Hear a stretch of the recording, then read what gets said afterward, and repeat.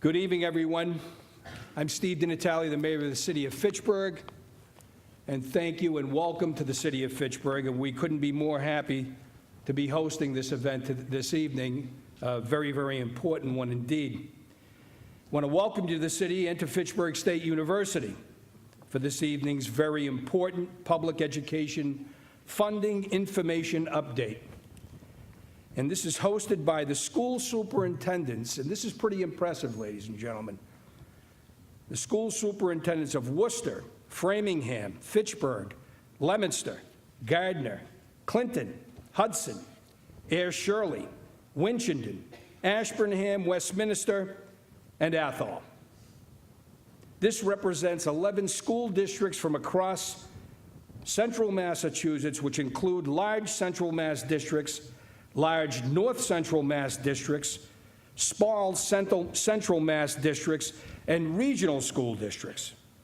And I'm sure other communities, educational leaders, educators, and interested citizens are here as well.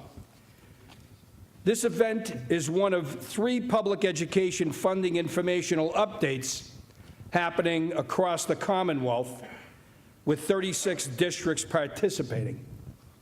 Tonight, superintendents and their business managers or school committees from these 11 districts will provide a brief summary of the gaps in required funding in several areas, including health insurance, special education, teacher staffing levels, and other categories. Whether you are from a large, small, urban, suburban, or rural district, your community school system and all our students would benefit from an updating of the foundation budget. As you are aware, the foundation budget has not been updated since education reform occurred in 1993. I don't need to tell you, this is 27 years of the same formula. It needs to be changed. Foundation Budget Review Commission presented its recommendations to legislators in 2015. And in the fiscal year 19 budget session, the House and Senate were unable to reconcile differences in their 2 attempts to update the education funding formula. Governor Baker and Senate President Spilka have both talked about the need to update this formula. I'm sure Speaker Robert D'Elia will follow as well. I'd like to recognize several state legislators that are here, and they will each have a minute at tonight's event for a brief statement. We're joined by Senator Dean Tran, Representative Stephen Hay, Representative Natalie Higgins, Representative John Zlotnick. We also have many city councilors and school committee members. I hope I don't miss anyone. If I do, put your hand up, please. David Cormier and Rick Marchand from Leominster City Council, and Claire Frieder up in the back. Hi, Claire. Thank you. Ronald Houle from Leominster School Committee. Ronnie and I go way back. We were just talking about that, and it's nothing we can talk about publicly, but right. School committee members in Fitchburg: Jim Walsh, Pete Stevens, Sally Cragen, Jean LaBelle Pierce, Beth Walsh. We have, Beth Walsh used to be a school committee member. She's now a city councilor, and Samantha Squalia, our city councilor at large in Fitchburg. There were, I don't want to miss anyone. Aiden Horgan, where's Aiden? Where are you? Oh, there he is, okay. Aiden Horgan, Fitchburg School Committee. I'm going to go back to my statement here. I want to bring the January 5th South Coast Today opinion piece to your attention. I quote, "Our view, elected officials must show leadership on education reform." They wrote, "Governor Baker has made it clear he wants funding increases to be targeted narrowly to urban districts where the cost of special education and English language learning are demonstrably higher than in the suburbs. 2, for a half century now, the tax bases in Massachusetts post-industrial cities, with the exception of Boston, have lagged far behind the suburbs. Their ability to pay for quality public education is inarguably much lower. Yes, all systems need more money for healthcare costs, but the urban system in the end have both the greatest cost and the least ability to pay. And it will in no way benefit the suburbs if their nearby cities continue to decline and become places where working men and women lack the education and skills to compete in the 21st century economy. In my nearly 10 years in the legislature, state government would recognize the importance and need to address our foundation budget and its numerous challenges. Each year, we would embark on discussions that began with well-intended goals and aspirations, only to have them sputter and stall.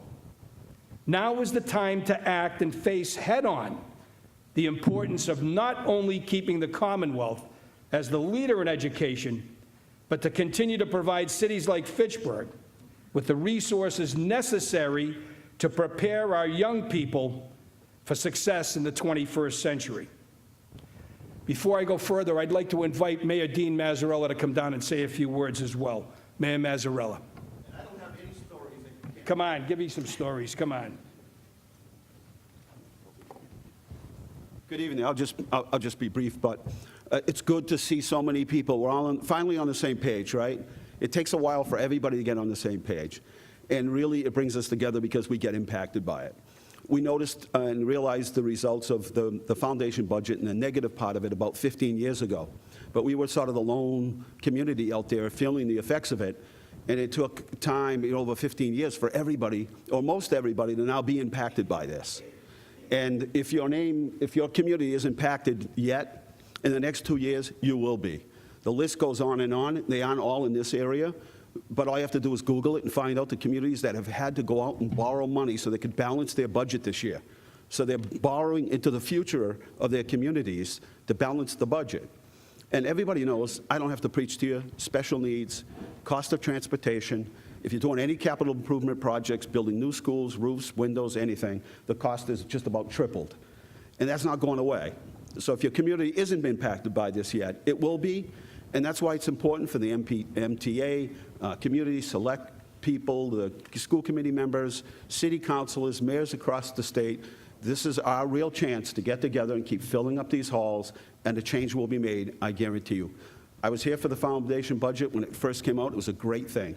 All that's happened in the past is it just gets tweaked. It doesn't need to be tweaked, it needs to be fixed. So you took the time to come out, and we just need to keep filling these auditoriums up. I think the public knows, the issue here. The costs aren't going down.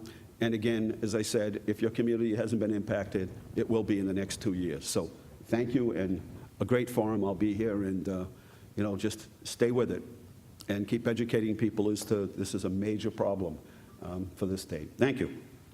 Thank you, Dean.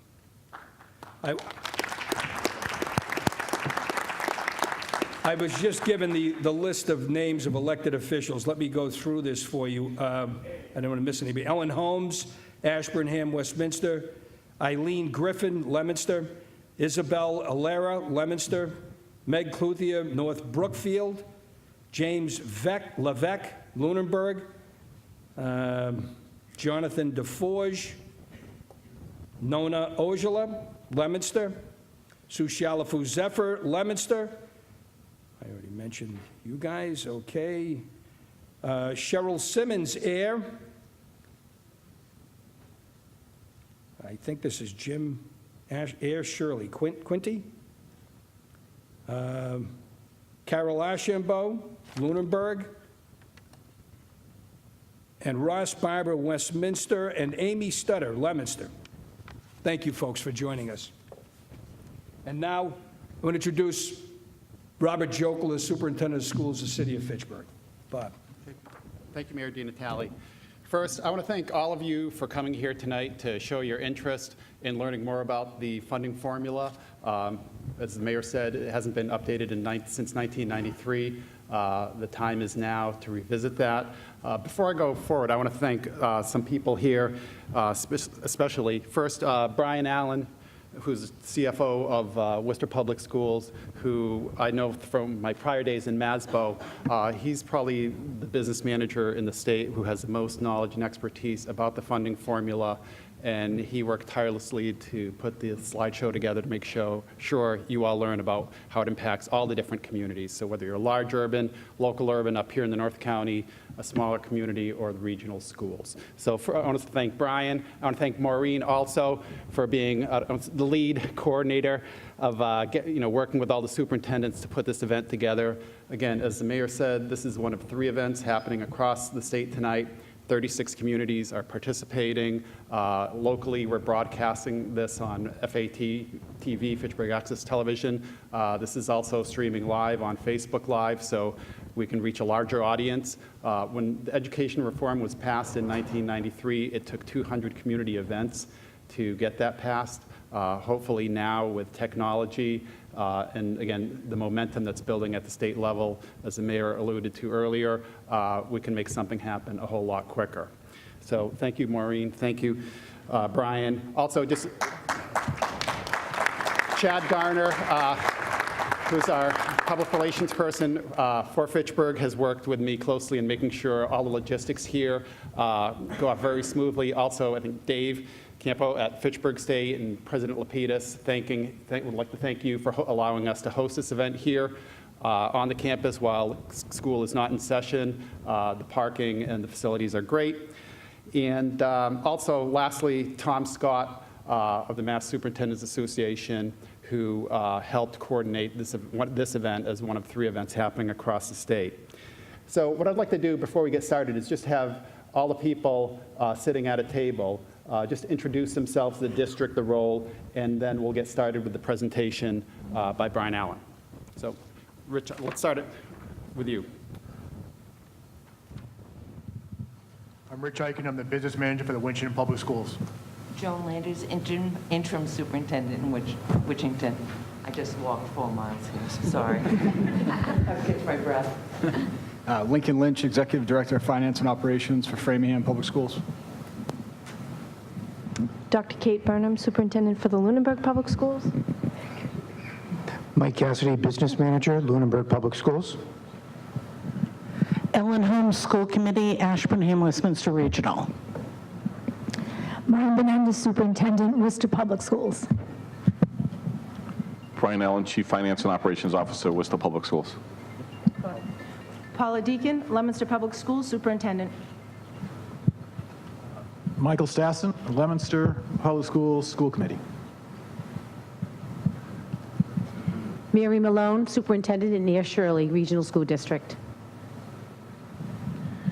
Mark Pellegrino, Superintendent in Gardner, and I'd also like to just mention that several of my school committee members are here, Ann Hurst, Jennifer Pelavin, and Bob Schwartz, as well as Nate Boudreau, one of our city councilors. April Yu, School Business Manager at Gardner. Thank you. Steve Myers, Superintendent, Clinton Public Schools, and I'd just like to mention that we do have representatives from Harold Naughton's office joining us here too. Karen Sheridan, I'm the Business Manager for Clinton Public Schools. Okay. All right, so good evening. So I'm going to start with some context and statewide research. It really sets the stage for the rest of the presentation this evening. As a number of speakers have already said, the current formula of the foundation budget dates back to 1993, hasn't been materially updated in the 26 years since the formula was passed. While not perfect, it is, it does work when we fix the components that are out of whack.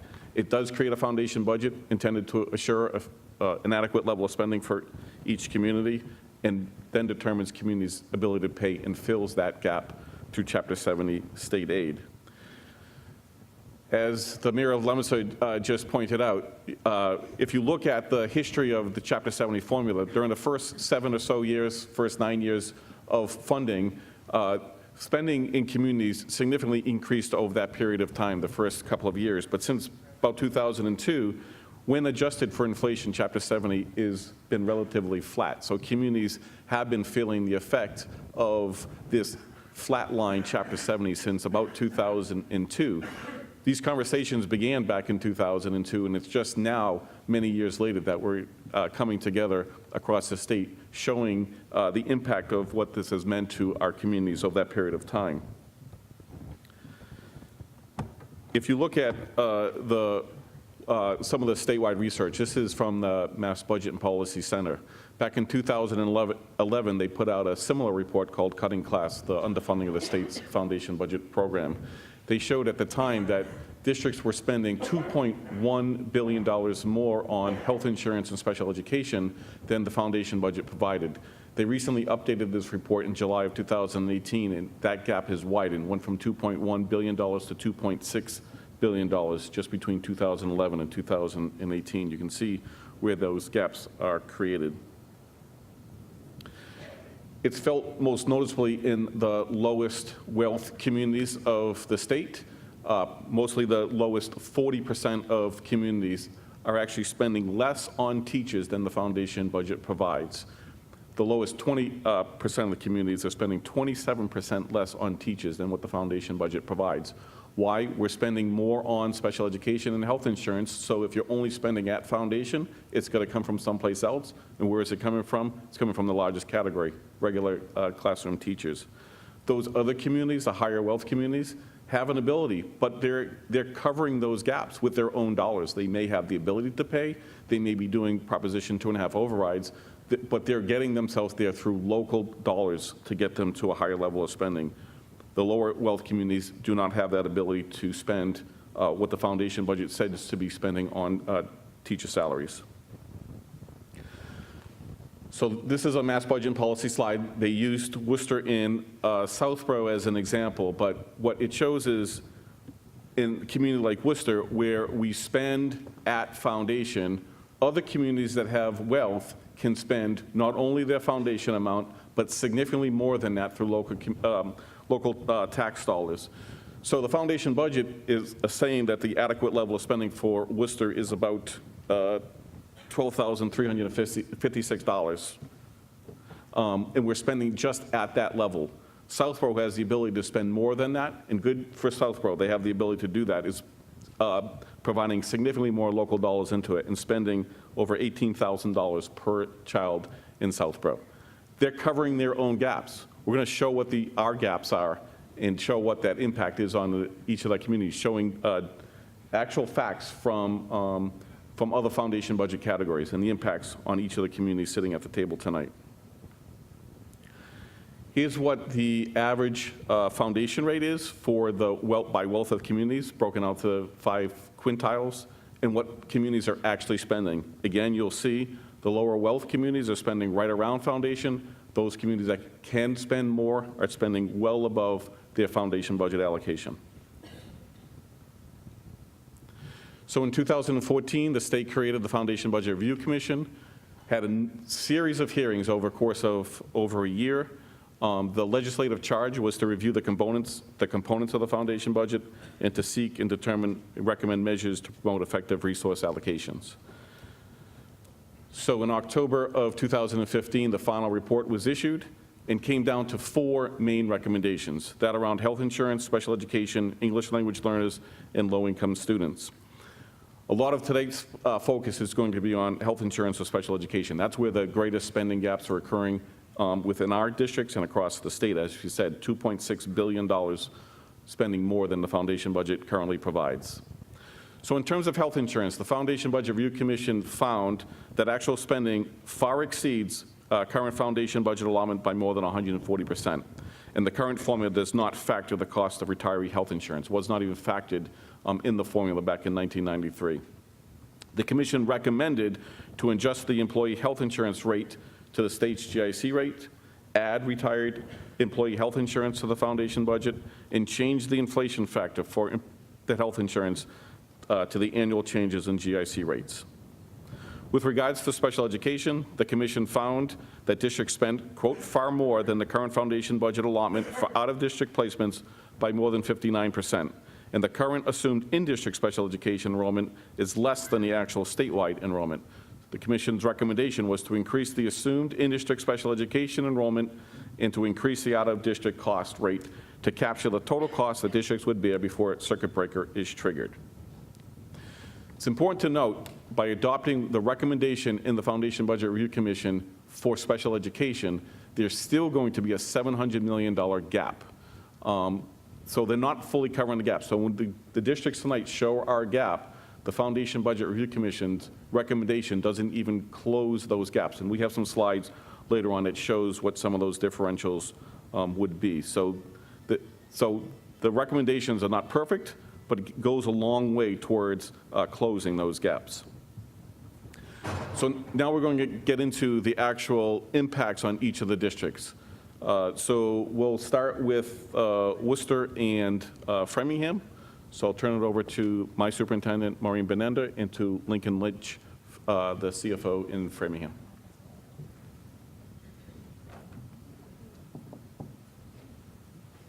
Good evening, everyone.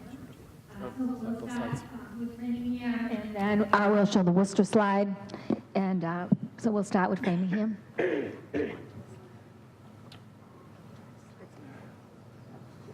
All right, so as you see, Framingham, our actual spending here for health insurance is $27 million. The foundation budget shows that we have the funding for $8.8 million, a huge gap, an $18.2 million gap.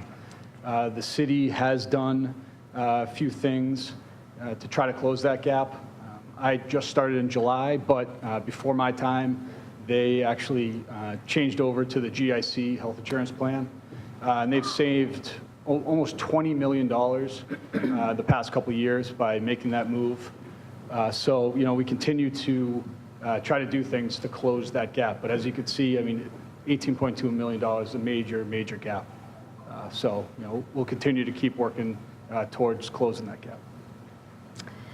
And for Worcester, you can see that the foundation budget was at 29, and we're actually spending 63.9, so our gap is 34.9 million. And so what have we already done in Worcester? We've already changed plans for our employees. We have changed the contribution rates, and we've already changed our co-pays and deductibles. So there's really nowhere to go from here. Special education slide here. You'll see in Framingham, we're actually spending $34.5 million special education. The foundation budget shows $9.6 million, another huge gap of almost $25 million. A couple of things that the city has done.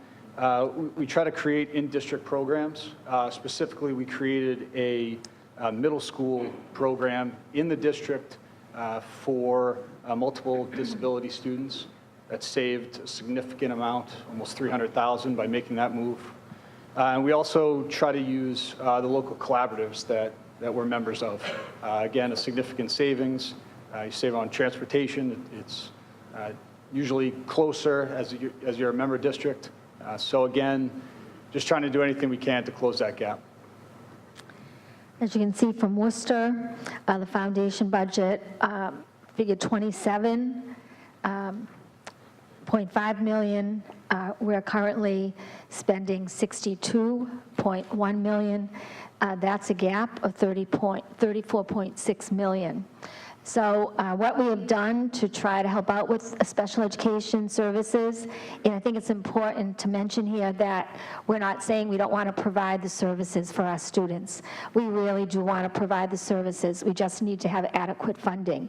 So we restructured our autism service program.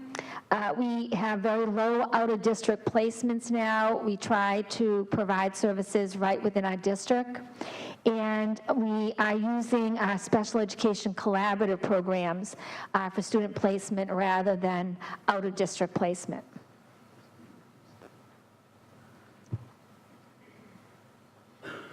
So now this is Worcester's analysis of the foundation budget gaps. The dark blue is actually what the formula provides, and the light blue is the actual spending. So as you can see, for operations and maintenance, the formula provided for $35.9 million. We're actually spending $20.8. For teacher PD, the formula was 5.1, and we're spending 2.5. For instructional materials, the formula was 13.9, and we're spending 7.5. So if you look at that, you can see that we're not providing the instructional materials, that our teacher PD is not being provided at the level that it should be. And then on staffing, for special education aides, the foundation budget accounted for 73, we now have 348 special education aides. For special education teachers, the formula provided 119. We have 517. The non-special ed aides, it provided for 199. We have 73. And for non-special education teachers, it provided for 2,335. And we only have 1,612, which means that we're short somewhere around 600 to 700 teachers teaching students in the Worcester Public Schools. Again, here's Framingham slides for the analysis.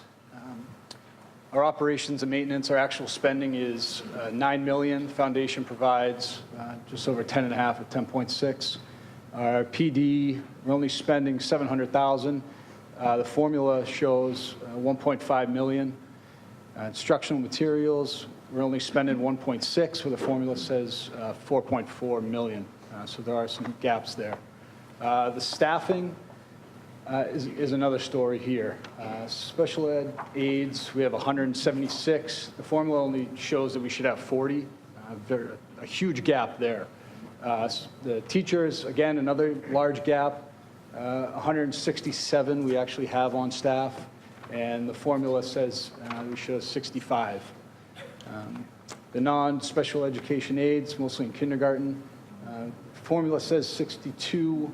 We only actually have on staff, based on our needs, 23 of those non-special ed aides.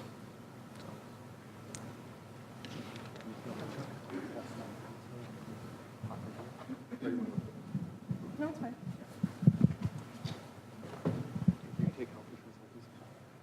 Sure.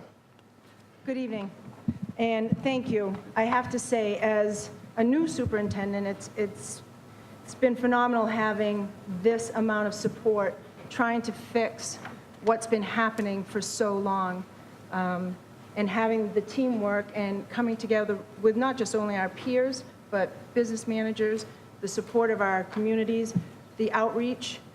I've actually been a superintendent for 500 days today, and I'm pretty sure I've had that many conversations about Chapter 70.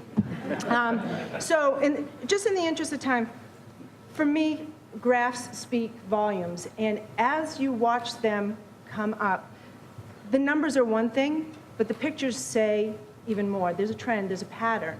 All of our bar graphs look the same. So I don't want to be repetitive this evening, but I do want to make a comment. There are the themes of the foundation budget formula. It's decades behind reality. And there has been a shift onto cities and towns to cover the growing costs of these major factors. The state's share of public education has decreased steadily.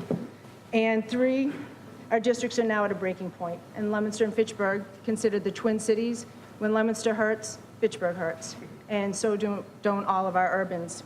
In Leominster alone, our actual costs for employee health insurance and special education have increased so rapidly that in FY19, we spent $17.4 million more than just these 2 factors that the state provided us with. We have talked about we've had to change deductibles and co-pays and contributions, similar to all of our peers here. We have contemplated changing plans, having discussions.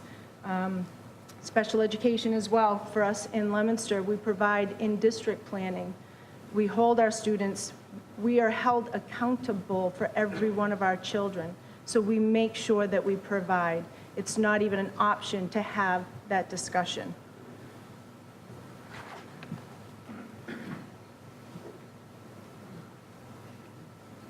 Yep. So again, try not to be repetitive here.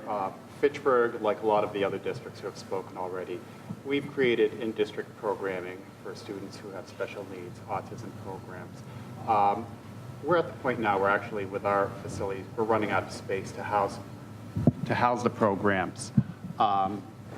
So we need to have more funding to help provide that level of tier one, well, not only the special education program, but more tier one programming. And this is all against the backdrop, too, of decreasing federal funds. Title I funding has been decreasing dramatically over the last 10 years. When I started in Fitchburg, the city received about $8.5 million of federal grants. We're below $7 million now. So we're actually net down about $1.5 million from 10 years ago. So we're constantly being asked to do more with less. And again, in the context of the backdrop of more additional unfunded mandates, and really in some of the urban districts, homeless transportation, we receive partial reimbursement. And also, another mandate coming down the pike is the new civics requirement teaching.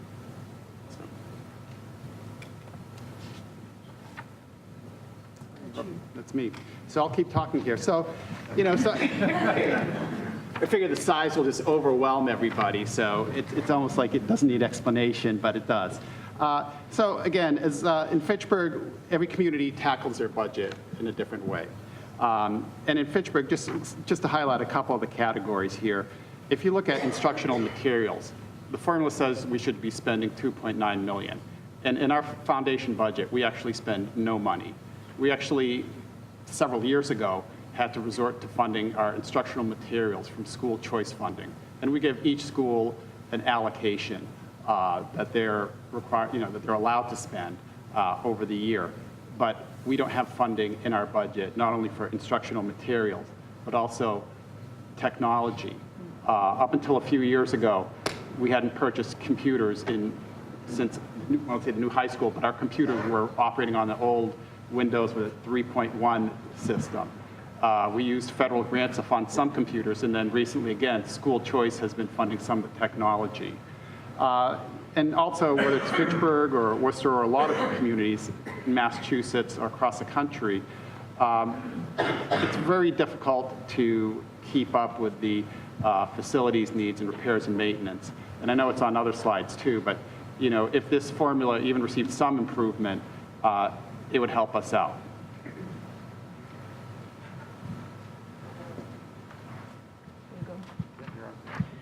So same formula, knowing what we had to spend for health insurance and special education, we were told that we should be able to hire 550 so teachers, and we operated with about 493. I can't even imagine what we would do with 57 more staff members. It's a long time to fix this. When you look at the categories, our goal would be to have those bars minimally match. If those bars were in line, that would be at least on the adequate level. For the last 5 years, Leominster has received the minimal aid. So when the business department told me that we went up $20 per child, everybody's head just dropped. And then we got an increase to $30. And we just didn't know what to do. So I've called, all year long, I've called this the reverse Robin Hood syndrome. And so who are we going to take from this year going into FY20? Who doesn't get their service? Because those bars minimally have to match, and they don't. Thank you. So I guess now we're switching over to Clinton, Gardner, Webster slides, and I think you'll see we're noticeably smaller districts. That's why we're lumped together. But I think while you'll see that the magnitude of the numbers in the graphs might be different, the relationship between them is going to be very similar. And I think this kind of just speaks to the fact that while a lot of times this is assumed to be sort of an urban problem, there are a lot of small communities that are really in that same boat and have similar demographics and face many of the same challenges. You want to go to the next slide? Mark, do you want to add Next slide. anything, or? No, not right yet. No. So for health insurance, like I said, you can see the same graph. We don't need to be repetitive. I just know that, for example, in the town of Clinton, all our health insurance benefits are handled at the town level. So even if it's something that we wanted to come together and try to fix and skimp on co-pays and change plans and do different things in the school department, there's a whole system. We have to meet with the police union, the fire union, the DPW union, get everyone together. If you make a change, you have to set up a mitigation fund where you're going to lose part of the savings to, offset the impact of employees. So it's a long process. So, although I think all of us here have explored those, that's not really a long-term answer. I mean, those are short-term fixes to try to get you by another year. Yeah, and for Gardner, it's a similar situation. We're actually self-insured, which actually keeps our costs down greatly. We have a great deal of control. We put it out to health insurance out to bid every year. But the story for me is the $2.6 million, which is in my pocket of money that I'm supposed to be spending on the education for all of my students. And where I'm struggling, it creates a great deal of tension. When I look at the limited resources that Gardner has, up until 3 years ago, Gardner was always at 0% above minimum net school spending. We were always at the very minimum, as many towns and cities deal with. And actually, if anybody wants research on this, I've done the research on MCAS. MCAS shows that all level 3, 4, and 5 schools that were, other than vocational schools, and that's a different story, but all level 3, 4, and 5 schools, they were all 0 to 1% above minimum net school spending. So there's a clear connection between what we're able to spend on students and what our MCAS outcomes are, which we're berated constantly because of our lower MCAS scores. So that's one of the things that it says to me. We've gone through a recent, our mayor has really tried to give us as much money as possible. And last year, we were $600,000 shy of having a level services budget. So we had to go for a 2.5 override. Well, this year, we are going for the 2.5. We went for the 2.5 override. We did not get it. My city, as many of you know, is very poor. We have a lot of fixed income residents, and it failed. The mayor used stabilization funds for this year through the city to just get us through this year. So now I have a level services budget this year, but I'm going into the FY20 budget $600,000 short before I even begin the process. So this becomes a tremendous difficulty for us because we're moving money around with our limited resources to try to do the best we can with the little that we have. So in terms of special education, I think in Clinton we've done a lot of the same things you've talked about, moving more programs in district, looking to try to go to collaboratives. But I think what we really have here is you have this cycle where you're constantly, it's a broken downward spiral, right? So I want to try to move programs into the district. So in order for me to make a quality special education in-district program to meet the needs of our most vulnerable populations, I need to do things like provide instructional materials. I need to provide training to that staff. I need to make sure the classroom is adequately staffed with instructional assistants, those types of things. All those things cost money, right? So even though we're trying to save by cutting down in-district, out-of-district expenditures, we still need to invest in those in-district programs or they're not going to be of the same quality and they're not going to meet the same needs. And as you saw in those other slides, in order to meet these funding gaps in terms of the insurance, in terms of the special education, we have to pull that money from other areas. Well, what are the areas we're pulling from? We're pulling from professional development. We're pulling from instructional supplies. We're pulling from the maintenance of buildings, the capital and building improvements. Towns are making huge investments, taking out long-term debt exclusions to build these nice, beautiful buildings that we're not able to fund preventative maintenance on. We end up going into, when it breaks, we fix it mode just to keep it open. So it's just such a vicious, cycle that the time is now. We need to do something to change this formula to break the cycle. And I think that's the biggest thing. I know I kind of got off a tangent, but go ahead. And for Gardner, with the special education costs, we've invested a lot in the infrastructure to support our students with special needs, because all means all to each one of the superintendents here when it comes to our students. The struggle is for Gardner in the last year and a half, because we've invested in special education teachers, school psychologists, we've invested in those supports. So in the last year and a half, we've had 0 out-of-district placements from the students that we had in the schools, which is wonderful, and I'm very excited about that we're able to keep our Gardner students with their own community. what I struggle with is we have a very transient population. So I still have a number of students who are coming in the district, moving in from all over, who have high needs. They already have an IEP that says that they're going out of district placement, and we support those students. So we support, when they come into Gardner, they're already going out of district. So no matter how many supports we put in place, there will always be that contingent of students who come in and out of the districts that we have to support. We want to support. They're important. They're our students. And so this creates a tension for us when we're making these decisions, where it's about the students. We're trying to give the students everything they need, but what happens is there's a tension between what they need and the cost. And so now that puts us as educators who care about kids, puts us in a really difficult situation when it comes to making those decisions. And so I don't want to go too far down that road, but that's really a tension that we all struggle with every day. I'll leave it at that. And this slide just highlights kind of what I was talking about before, where, you know, we have to fill those gaps from somewhere, and those come, unfortunately, from other areas like instructional materials, PD, the maintenance of buildings. Same thing. You look at the staffing. You know, we're not able to fund the number of regular education teachers or non-special education teachers at the level that the foundation says we should be able to, because we have to fill the gaps of the large number of special education teachers and those types of things. So it's just, you know, there's one pot of money, and you've got to kind of, you know, you got to meet your obligations. You got to do the things that are in the best interest of all your students. And unfortunately, that means there's things that get underfunded. When we had $600,000 in cuts that we had to put up, the positions that were being cut were almost all arts, music. The community was up in arms, which they have a right to, because those are things that serve all students. And so those are oftentimes the first things that wind up getting cut, things like guidance counselors, which we desperately need.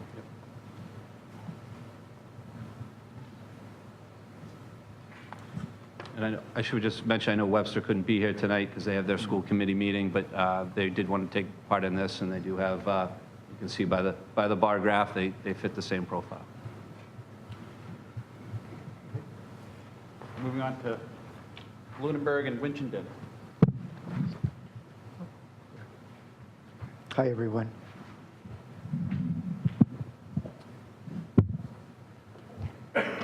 So in Lunenburg, Lunenburg is a small community, a changing student demographic, and we've got limited resources.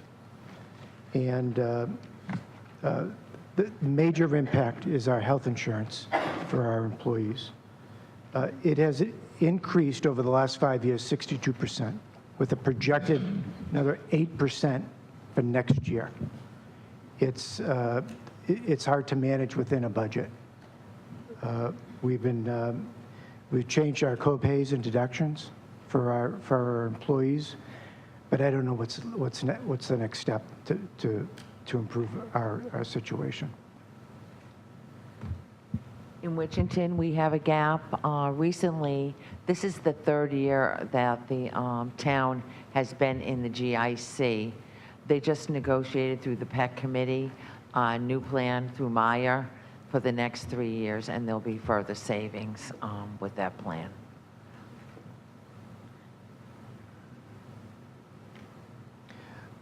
So you've heard from other districts here tonight. They've created in-district programs. Lunenburg has done the same at all levels to keep students in district.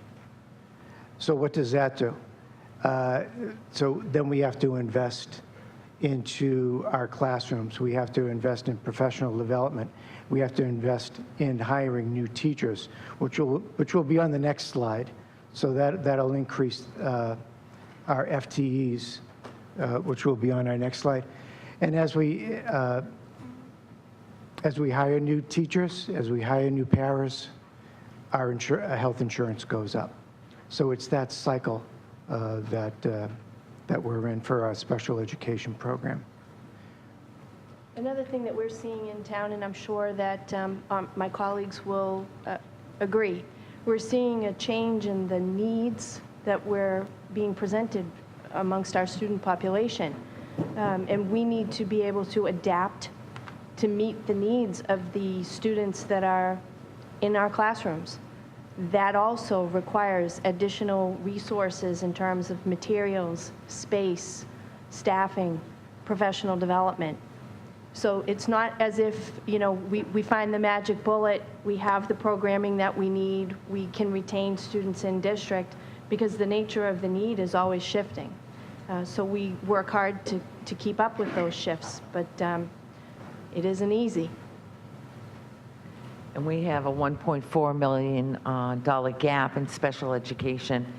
We are also working very hard on reducing the out-of-district placements by creating quality programs in the district, and that's really important, and that requires funding and training. Also, the needs of the students, like Dr. Burnham said, is significant, both with our special needs population and our general ed population. The social and emotional needs of the students are significant. In our community, we have a facility for students that were in programs through DCF for social and emotional significant needs, and DCF had an educational component. Recently, they closed that, and the students are now coming to the Wichita Public Schools. And we have an obligation as a public school system to provide quality education for those students and the services they need. There's no additional funding, so that's going to increase our special education costs as we move forward, and they have recently. So that's a unique situation that's going on. We're trying to sit down with everyone. We've yet to be able to get all parties to the table. But again, we have a responsibility to all children, and we need to meet their needs. Okay, now we'll turn it over and try to start bringing it home with the regional school districts. So, Mary? Thank you. Thank you. Mary Malone, East Shirley. I would like to acknowledge one additional school committee member is here this evening from East Shirley, Mr. Dan Gleason. So thank you to the members for coming. As you've heard throughout all of the presentations, the funding formula impacts all districts, small districts, large districts, and regional districts. And I'm looking at the slide on health insurance and special education. Collectively, we have a $6.2 million gap in the district in special ed and in health insurance.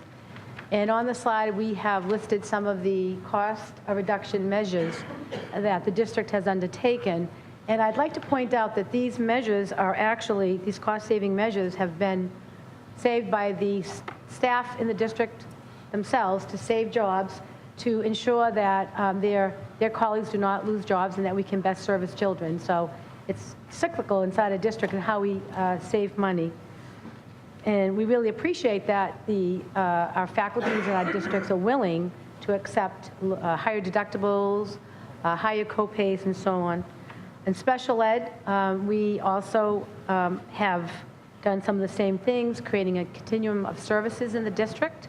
And as this pointed out by Superintendent Burnham from Lunenburg, it comes with a cost. It's not, because we're keeping students in district, which is probably better for them because they're with their peers, but they also have require specialized instruction. We're seeing, as most districts are, an increase in the students in the ASD program, and they are requiring special assistance in instruction. We have to purchase individualized instruction. So, we're all trying to meet the needs of our learners and stay within a budget that we have. One of the things I wanted to point out in the East Shirley district is our English learners. So we're considered a low incidence district. We have a small number of Ls. But as we're a low incidence, our staffing is low. And the current teachers that we have feel really uncomfortable with the service that we provide. We do meet the recommended amount of English language development for those students. But as one of the teachers said to me, I feel like I'm at a Dunkin' Donuts drive-up window because I bring the students in for this service, and then I've got to bring the next group in. And students, English learners need support beyond English language development. They need support throughout the day, and those with high incidence districts would agree with me. So as has been said, every student matters, and when you're a parent, that's what matters to you, is that you're a student. The last point I'd like to make is on regional school districts. So when you develop a budget, you're presenting a budget to 2 towns, and some regional districts, it's 5 towns. And each town has their own tax base and has their own limitations. So for example, in Air has a strong commercial base and residential base, while Shirley has basically a residential base. So their ability to pay, the disparity in the wealth of the districts is very different, and there poses additional challenges when we're trying to provide adequate funding and adequate programming in the districts. So, thank you. And we have one more regional district to share their story. Ashburnham Westminster does have a school committee meeting tonight, so their superintendent couldn't make it, but we have Ellen Holmes, who's been a school committee member for 21 years. She can give a quick summary. Quick summary. And this is you found out at 5:45 you're sitting at the table. So the formula says, that's the important line, the formula says, that I should have 145.6 regular ed teachers and 16.4 special ed teachers. But I'm dealing with reality in Ashburnham Westminster, and I have 123.5 teachers for regular ed, and I have 37.3 special ed teachers. And I'm sure you would not find a parent who would argue, I had too many because we need more. But the reality is the budget doesn't provide that. The formula says for Paris, for regular ed, I should have 14.2. And for special ed Paris, I should have 10.2. But in the real world, I have 9 for regular ed. And I have 54.5 for special ed because they're needed, because the students need those services. In terms of instructional materials and technology, survey says from the formula, 1.13 was what I needed, million, and what I needed for instructional materials. Reality, 395,000, a third of that. For teacher professional development, I should, by the formula, have 323,000. I have 98,000. I have 2 communities that believe strongly in education. They believe that the Constitution of Massachusetts, when it put public education front and center of its statement of what it believed, that we should be standing behind that. The reality is I have community members who are not wealthy but who strive every day to do their best for the children and the future of their 2 communities. And over the 21 years, I've seen that our communities can't move forward like we should in education because we are fighting a battle of trying to stay the course of where we are.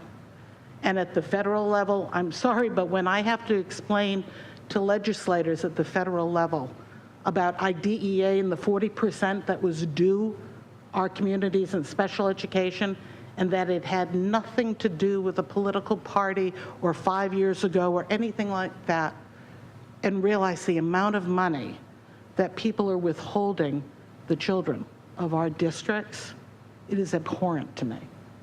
We have worked because we believe that our children deserve the best. And when we talk about in-district and out-of-district special ed, I'm the parent of 2 children on the autism spectrum. I was fortunate to be in Ashburnham Westminster in 1998 when my first child went in as a 3-year-old because we were able to get the ABA services. It was brand new. That child in 1998 was supposed to be in a residential placement. And I was just, as Ann Hurst will admit, I was just an aggravating parent that didn't want to say goodbye to my child. And he is now in graduate school as a civil engineer because my community fought for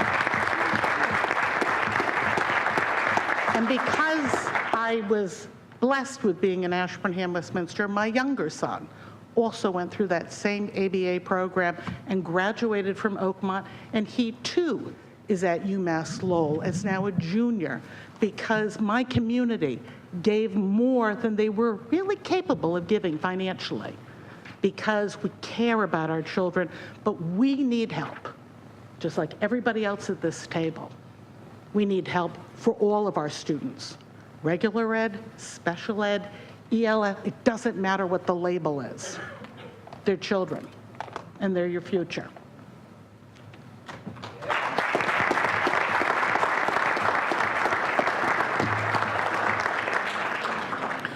Just to bring some of these slides together and then looking forward to what solutions might look like. So just sitting at this table, there's, as the slides we just presented, just about $174 million gap between what the foundation budget provides and what is actually being spent for health insurance and special education. The other two areas of the Foundation Budget Review Commission recommendations included low income, and that, again, the recommendation was to increase the increment for low-income students to 50 to 100% of extra funding. We'll look at some models. The Mass Budget and Policy Center report, so they've actually done the costing out of this, used 70% as the number. And then the other recommendation was around ELL increment, and that was to change the way ELL students are funded from a fixed rate to an increment rate. The FY19 final state budget did make some progress in that area already, although it wasn't to the level of the amount that was in the Foundation Budget Review Commission's report. So some of the solutions. So this Mass Budget and Policy released that report back in July. It included costing out of all four of those areas around health insurance, special education, ELL, and low-income students. And in their report recognized that because of the amount of money, it would require multi-years to phase in. So really, it's around two different models. One model, which was at a bill in the State House last year, funded only special ed, health insurance, and ELL. And the other model was those three areas plus the low-income funding. There's both of those looks at also a minimum aid guarantee, not for Leominster, but they used a $50 per pupil as minimum aid for some of those communities who would not receive increases in Chapter 70 otherwise. So it's really two models with minimum aid guaranteed in each of those examples. So what would that look like? So for without the low-income funding, it would be somewhere between $308 to $530 million statewide, again, depending if minimum aid is included or not. And then when you include low income in that calculation, so all four components of the recommendations, somewhere between almost $900 million and $1.1 billion, again, with a minimum aid as the difference. What does it look like for our communities? So for Winchendon and Air Shirley, both models are about the same for what the impact would be on those communities. For Lunenburg, a slight increase, can't see it on monitor. And for Ash West, a little bit of an increase for the fourth model when low income is included. For Clinton, Webster, and Gardner, you can see that the difference is fairly large when you include the low income piece for those communities, as is the amounts for Leominster, Fitchburg, and Framingham. Those are the increases that would be seen under the funding of the Foundation Budget Review Commission reports. And then the last slide, I just included some of the larger urban districts to include Worcester. And again, a large distinction between with the low-income funding and not included. So combined with the low-income funding, be an increase of about $117.5 million just in these communities. And again, statewide, it would be $1.1 billion. Other Central Mass communities would also benefit from this funding. So you can see ranging from Marlboro, $8.8 million. I'm not going to read them all. But other Central Mass communities would see increases in Chapter 70 as a result of full funding of the Foundation Budget Review Commission recommendations. So I think that brings the slide presentation together. I'll turn it back to Bob for the next phase.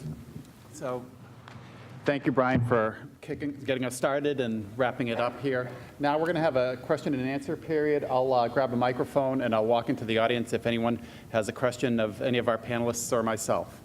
And then after the questions, we'll wrap it up with a brief statement by the local elected officials. Any questions?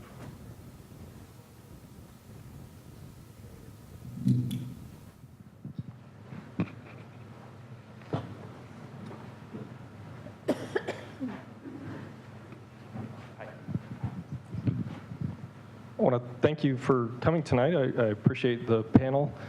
My question concerns a topic that we've, I think, only touched on tangentially here. You've spoken a little bit about ELL students, and it strikes me that the disparity here in funding has a particularly disproportionate effect on students of color. So think in particular of Fitchburg. Fitchburg has a school district with 51% of its students who are Hispanic, 6% of its students African American, and another 5% of its students who are of Asian descent. This is a minority-majority district, and it strikes me that many of the cities and towns here have similar demographics or demographics that have other challenges that go along with having large populations of students of color. I wonder if the panel could speak to this issue. Maureen, I can start the question, and I'll just speak in terms of Fitchburg.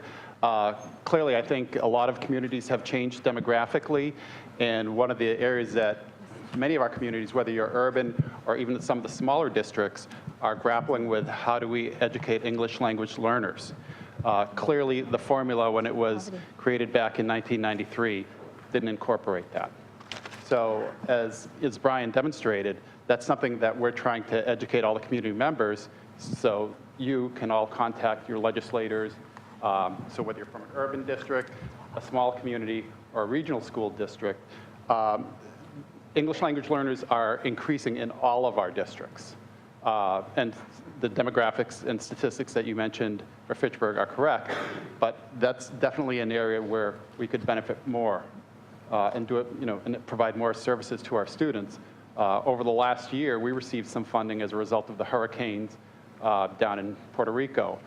Many urbans and small districts received some funding depending on the number of students who have relocated here, but that funding goes away. So the state has had a history of providing some short-term funding for some longer-term solutions here. So this is an opportunity for the legislature and Department of Education, the governor, to really revisit what are the current and projected needs going forward. Maureen, I don't know if you want to add to that. I'd just like to add that we've really thought about this question. It's a great question. And what we really feel is that it's more about poverty than it is about race.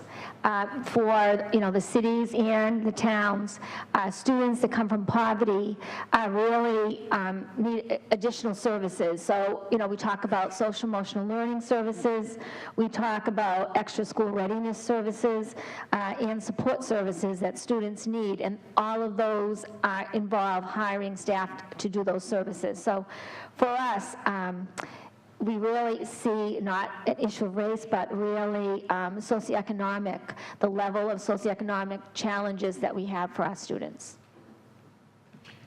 Any other questions? I do want to say in Gardner, in the state, and in Gardner, and if you look at across the country, there's a disproportionate number, though, of African Americans and students of color, Latino, Hispanic students that are in special education. So oftentimes when we talk about special education, there's a disproportionate number of those students in there.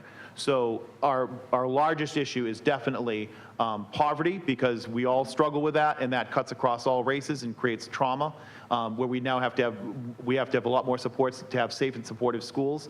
But race does factor into the special education portion of this, especially. Any other questions?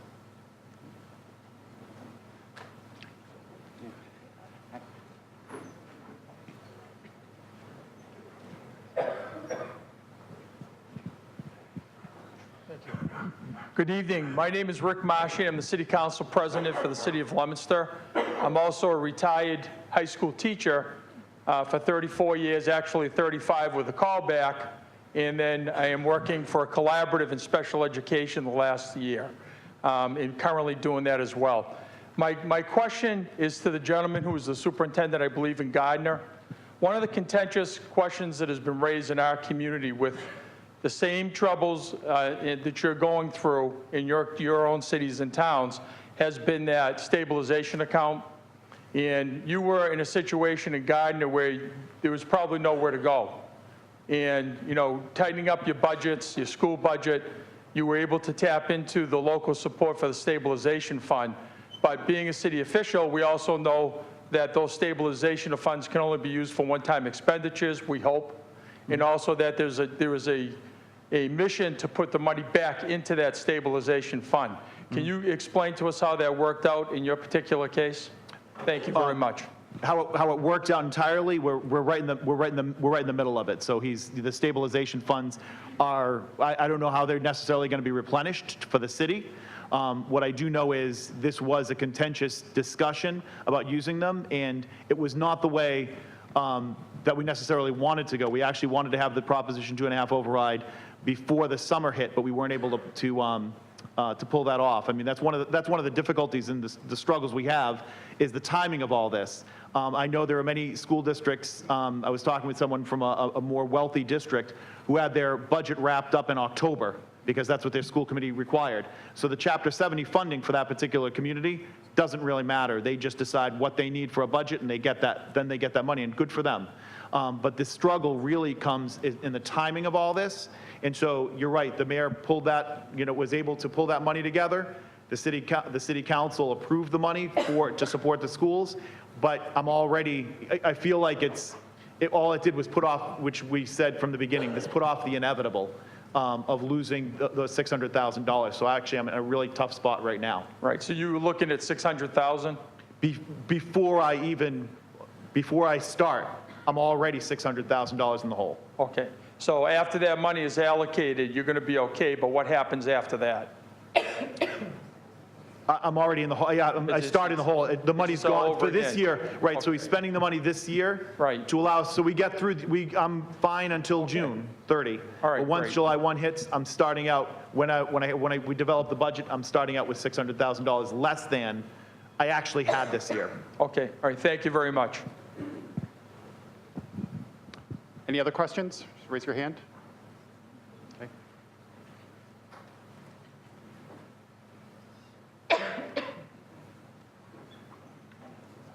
Exercise. Yeah. Hi, I'm a mom. I'm not an elected official. I'm not on a school committee. About 2.5 years ago, after watching cut after cut after cut within our district, I just want to take a moment to talk about what that does to the students from the mom perspective. What we see as less course offerings at the high school, what we see as large class sizes in the elementary schools. My daughter was in a 3rd grade classroom with 29 students, and the impact on her desire to be at school and to learn was impacted. We started to have questions about what was happening for her within the classroom, and even talk about maybe some special education evaluations. So then I look at the cost of this. If she had been in a smaller class size, what would that have looked like? Would she have needed that evaluations, and the cost in the districts would be less? But let's talk about unstaffed libraries. Let's talk about high sports user fees. Let's talk about cutting clubs in a time that we need our students to be more connected. So all this information is fantastic. And I think as much as we can get this out to our community members, as much as we can get this information out, that this isn't a mismanagement of allocation of funds on a local level, that there's a bipartisan commission that has made recommendations. 2015 is when that information got out to us. The time's now. We really, really need to address these funding shortfalls and really take care of our kids. Will this information be online? That's my question. Yes, we'll be posting it online. All right, thank you. Any other?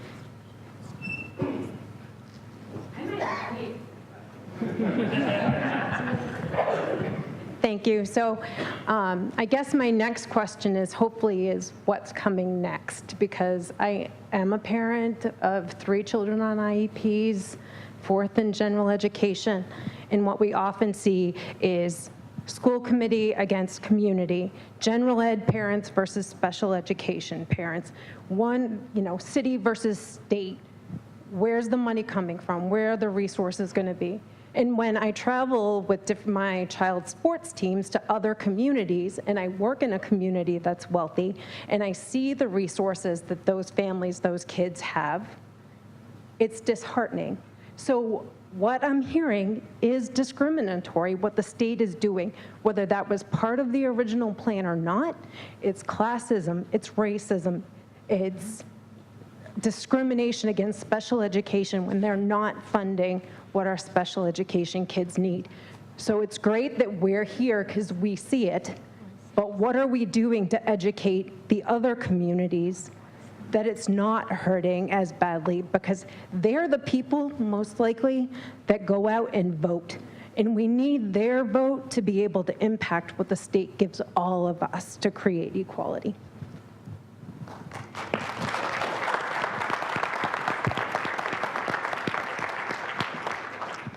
Thank you for your comments. I think it's important that you realize that there are 47 cities and towns that are presenting tonight.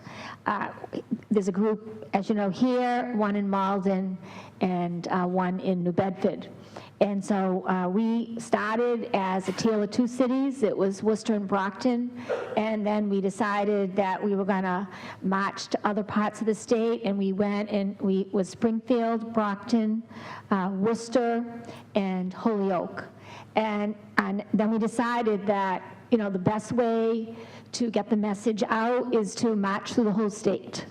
And so we have 2 more sessions planned that we plan to do the same thing that we're doing today. So when it gets time for the governor's budget, there's more than 100 cities and towns that know the same information and are standing up for children in our urbans, large urbans, small urbans, suburbans, rurals, and in our schools that are regionals. So when you ask what's next, what next is continue getting information out to everybody. We're also very appreciative of the legislators that are here tonight because now that they've heard this and we know their support for this also exists, when it does finally come to that vote on what we're going to do with the foundation budget this year, really appreciate their support because they'll know that everybody here and everybody in the state is behind them making the right choice. Just maybe a follow-up question to Melissa's point. My name is Claire Frieder. I'm a Leominster City Councilor. Back in the 80s, I was on the school committee for 6 years prior to ed reform. I got on the city council, and I was part of the Mass Municipal Association, which gave me a seat at the table in the Foundation Budget Review Commission in the 2000. It was the same issues then, and we're almost 20 years after that. The intent of the law was great. The McDuffie case proved what it needed to prove. But where do you go from here? I mean, I think if you need the strength to get the legislature. It's not the cities and towns, not any of us that can keep pushing the issue. The Mass Superintendents Association is dealing with it. The School Committee Association is dealing with it. The Mass Municipal Association is dealing with it. Every year it's part of a legislative process, but it's still getting to a point where it's worse now, and every year it gets worse. It got to a point where you have to have this kind of a situation and really try to gather people together so that you can make some major improvements, hopefully.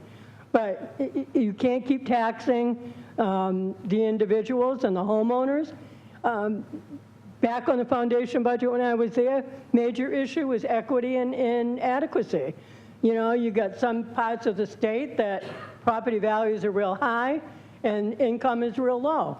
So you need somebody that's really going to take the bull by the horns and sit down and work something out with the legislature and make them make a decision, or you know what, maybe it's time for another McDuffie case.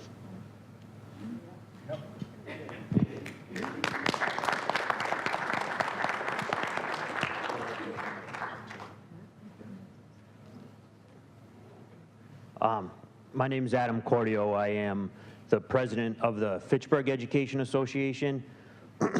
Jen was just joking around, Jen Kiefers. So she's president of the Leominster Education Association, and we have Mary from Lunenburg, who's president of the Lunenburg Association too.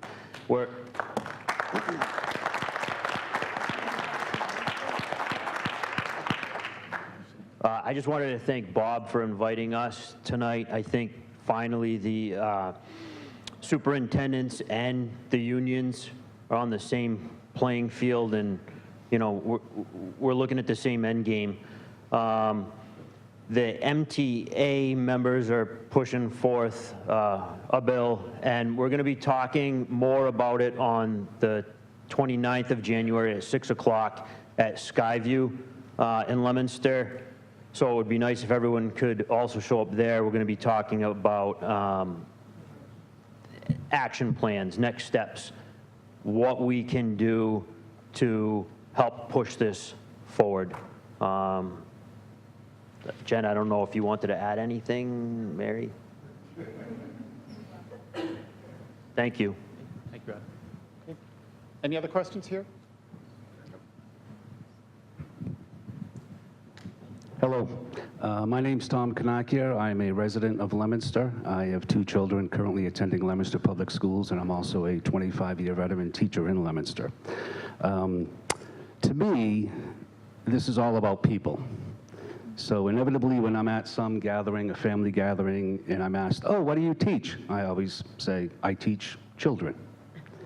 So I'm trying to put a perspective to the numbers in what could have been or what should have been, but what could be. And I apologize, I had to write a few thoughts down here.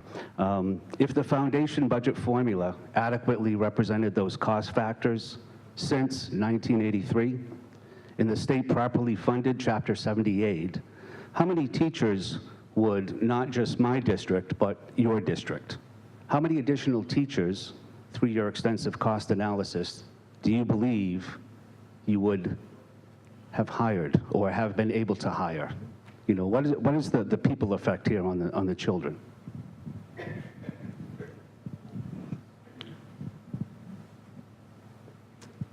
Everyone to answer that. So for Worcester, we would have hired 600 more teachers.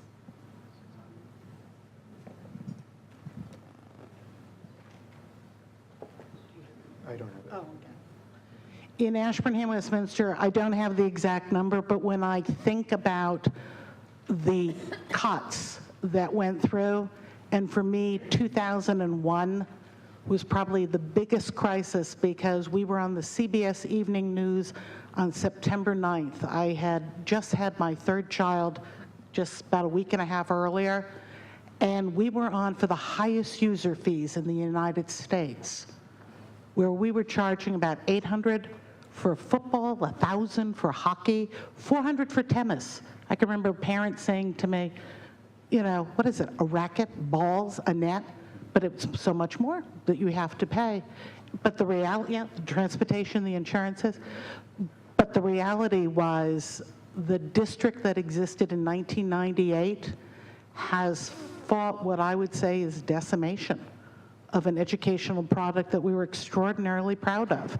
And we fight every day, and we have an extraordinary staff that goes above and beyond, trying day after day to provide things that, you know, most places you would say is Herculean, trying to provide services in an environment that it just is amazing how much they've gone without.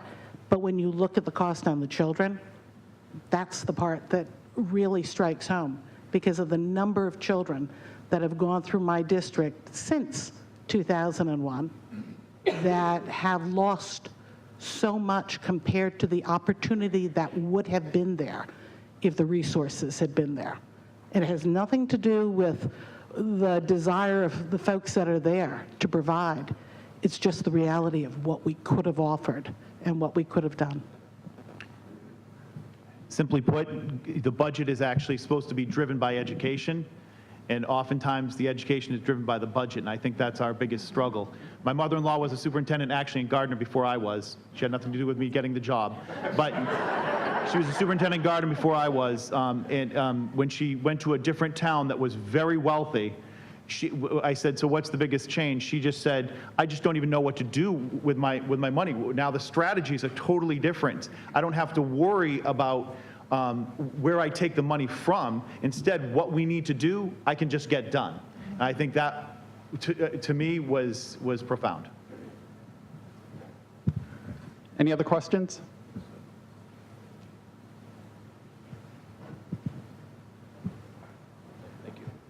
Hi, Dan Gleason, school committee member from the Air Shirley Regional School District.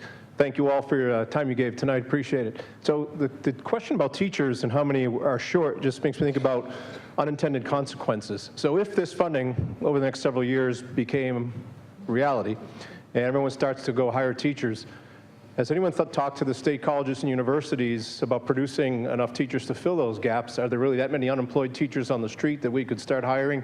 Where would we actually find the staffing, especially in more specialty areas, say in the STEM areas, art, music, just something I think we need to be aware of and careful of if the funding does materialize and all of a sudden we're looking to hire all these teachers we say we're short, where are they coming from? Thank you.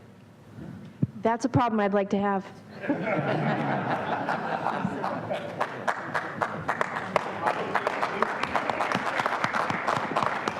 So in Worcester right now, we have 600 instructional assistants, and we are trying to diversify our workforce, and especially our teachers.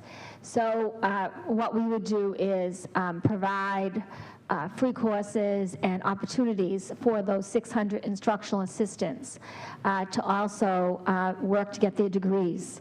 And then we would be able to really provide a great education, because they already work in the school district and they understand our students. They just need that degree to be able to do that. So we would look within and try to train those people we currently have, as well as try to recruit more students, maybe even from our school system, that might want to be teachers. Because I think the job would look more attractive, and we all know if you talk to students, they have a very close relationship with teachers that made a difference in their life, and many times they want to also do that. So if we could hire both our students and then also our internal workers, that's what we would do with the funding. I also think that, particularly here in north central Massachusetts, right here at Fitchburg State, there's a superintendent's group that meets on a regular basis, and we really talk about trying to continue to, create more of that feeder program from Fitchburg State right into our local communities, so that we're really trying to, Fitchburg State's great. They reach out and they want to know, what are we doing? What's the current practice in our classrooms, so they can help, place students in our schools and help make sure that they're properly and adequately trained to step right into that teaching role. Okay, any other questions? Hi, Tiffany Davis from Ash West, parent and teacher. My question is really for the legislators who come after. I see some of them there. Thank you for coming. I feel like we came so close at the end of last year to getting legislation to implement the foundation recommendations. So what went wrong, and what do we need to fix or do differently this year to push it over the hump? Good transition.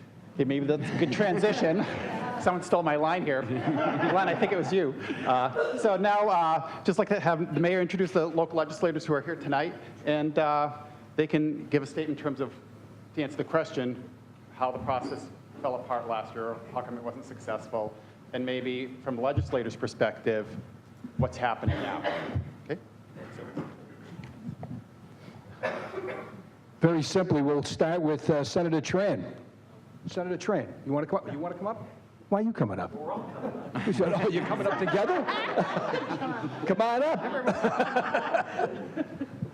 Oh, wait, I don't need that. There you are. All right. Steve. Don't I use those? Yeah. Gather around. The dean of the class? Yeah. Yeah, you go first. So I know this can be daunting, especially when a lot of these numbers are thrown at you. So I want to give you sort of my take on why we can be optimistic about sort of the prospects for this type of legislation. When Mayor Di Natale was Representative Di Natale, and he and I would talk about these issues with our colleagues 7 years ago, people acted like we were Chicken Little. And I'll say the one good thing of the problem affecting more districts is that conversation has fundamentally changed in the last six, seven or so years. For example, when we first started talking about this problem, we couldn't even get support to have the Foundation Budget Review Commission formed. That wasn't until the 2015 budget cycle that we were able to put that in as an outside section to the budget, just to get that data and those facts. Because largely what we were relying on to lobby our colleagues for years was anecdotes, and that doesn't tend to get you as far as the real hard data that's been reviewed by experts in a nonpartisan way. That has been a big help.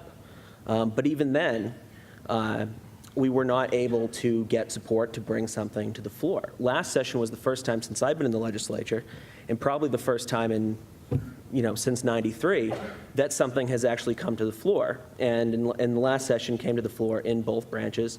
And I don't believe a single person voted against it in either the House or the Senate. And to answer your question, I'm sure a lot of people wonder what happened and why it didn't materialize and why nothing ended up getting to the governor's desk. And I'll say the biggest issue, I think, was timing. I don't think that, certainly it's disappointing, but I don't think it should be discouraging. I don't think we should look at the failure of that bill to come together to a compromise to the governor as meaning that the support's not there, or that we don't have reason to be optimistic and hopeful about that turning around in this new legislative session that's only a week old at this point.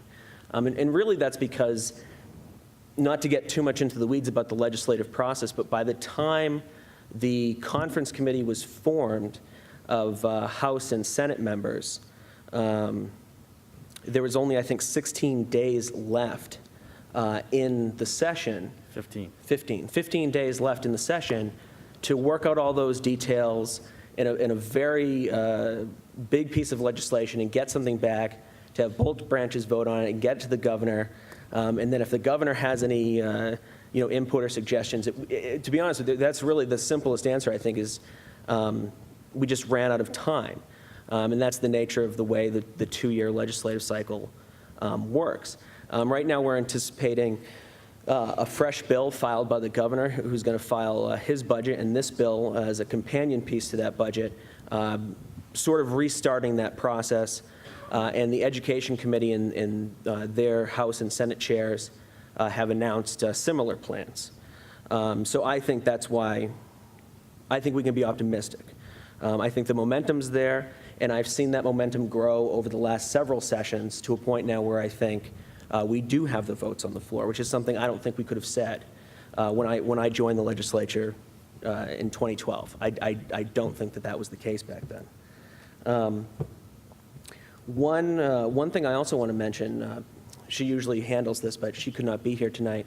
Rep. Ferguson, another member of our delegation, we were lucky in this delegation to have her serve on the Foundation Budget Review Commission, and that has been a big help in terms of how we advocate for this part of the state to make sure that the reforms go the way we need them to. Because it's not enough that the reforms happen, they have to be the right kind of reforms. And that's the reality of the way the the population breakdown is across the state, and where those votes come from in the legislature. And that's the last thing I'll say before, if anyone else in the delegation wants to add something, is that it is really important that there is a broad base of public support, which is why this is important, why it's important to get all this information out, because I think we all still hear too often people questioning, well, why do they need this money? Why does it cost so much in the first place? Is this all really necessary? Those types of things we need to get beyond. We need to make those justifications, and that comes from everyone behind these tables doing more things like tonight. It comes from us in the legislature, and it comes from those individual conversations that you have with all of your friends and family.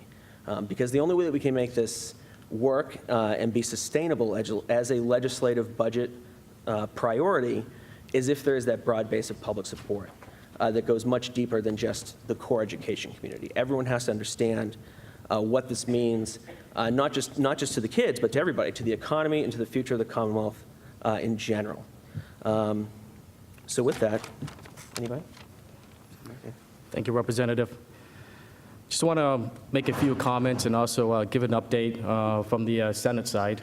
I'll be the first one to admit to you and say that, that the state has failed.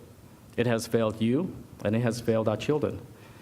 You've heard from the panel here that we're funding our schools the same way that we funded our schools back in 1993. I remember 1993 is because I graduated from high school from 1993. And I can see some of you are doing your math and trying to determine how old I am. I'm a proud product of the public schools. My oldest daughter is a proud product of the public schools. I have a daughter who is in high school and two little ones in elementary school. And next year I should have one in high school, one in middle school, and one in elementary school. And I'm a huge supporter of public schools. I was very fortunate last year in my first year in the state Senate to be able to give my maiden speech on the Senate floor. And gave my speech on the education bill.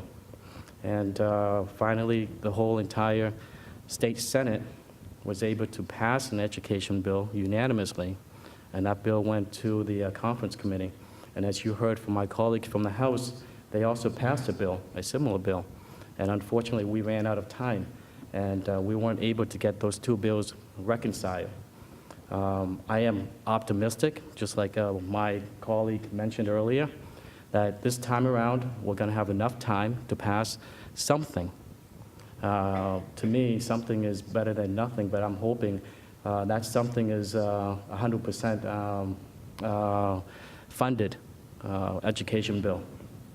An update from the state Senate is that I don't believe it has been released to the press, but tomorrow, the state Senate, under the leadership of Senator Chang Diaz, she will be holding a press conference at the State House, and the state Senate will be releasing its initial version of the education bill for this year. And that version is called an act providing rightful opportunities and meaningful investment for successful and equitable education. And it will also be known as the Promise Act, which is easier to remember. So I'm looking forward to going over that bill. That bill will be reviewed by the Senate for discussion. And I'm also looking forward to seeing what the House of Representatives will be presented to its members. And then from there on, going back to our optimism, that we should be able to pass something by the end of this year. And how great would that be?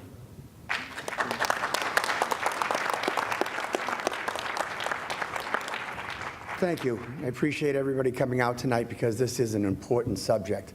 I'm going to make a football analogy, okay? We're in the red zone, okay? And like the Patriots, when they get to the red zone, they want to get into the end zone. And that's what we need to do here. I've run 15 campaigns in the last 25 years, and in every single one of them, I have talked about education being the #1 priority, the #1 obligation that the government has to serve its residents. We need to join together to make sure that we fulfill that obligation, we fulfill that responsibility, and I believe in this call to action, and we need to make sure that we fully fund the recommendations of the commission. Thank you.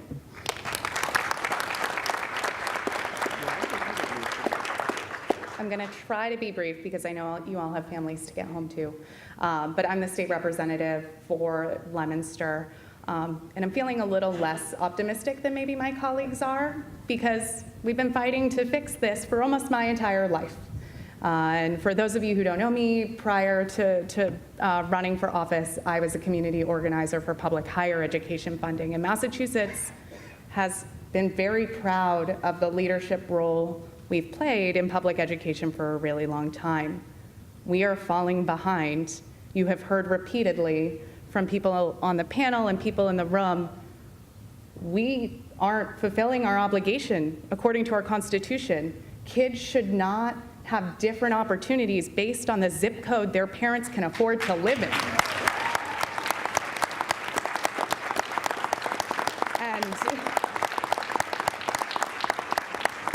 I am a proud product of the Leominster public school system. I'm a proud public higher ed student. I'm the first in my family to go to college, and I am very worried about what the last 12 years since I left Leominster High School has meant for missed opportunities for kids. And for every year that we have failed to do our job in the legislature to fix this foundation budget, that means missed opportunities for our kids. And I am so proud of the Leominster public school students who 2 years ago, when they were facing cuts of 200 positions in their public school system, said they were going to stand up. And now I'm asking all of you to do the same, because we have a lot more to do in this 2-year legislative session to make sure that we don't end up where we were 2 years ago with 15 days to go and we don't have a deal. So I hope you will come to the Fund Our Future event at Skyview Middle School on Tuesday, January 29th from 6 to 8 to talk about ways that we can bring the superintendent. I am so thrilled to see the superintendents, the teachers' unions, the students all coming together. This is what we need to fix this, and our kids deserve us showing up. So thank you for showing up tonight.